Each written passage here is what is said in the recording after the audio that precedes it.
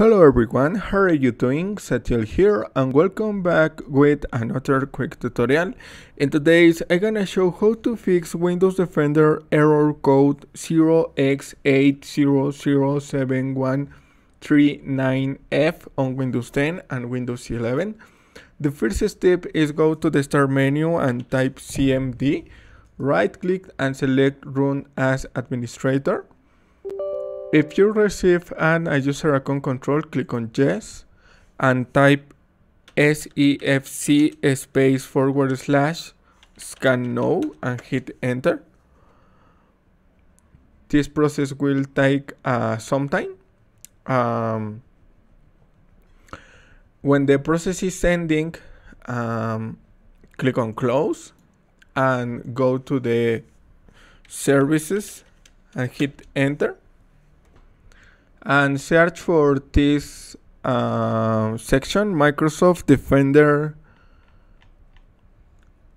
Antivirus Network Interface Inspection Service, and click on Start and change to automatic, or you can check if your service is running in the status column, or double click in the Microsoft Defender Antivirus Service, double click and click on Start and verify in automatic or manual section.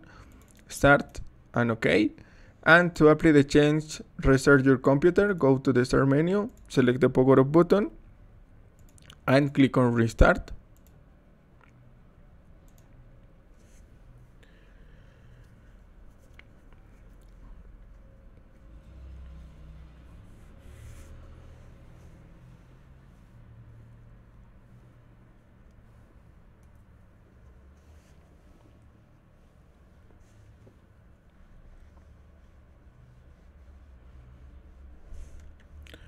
Login in your desktop.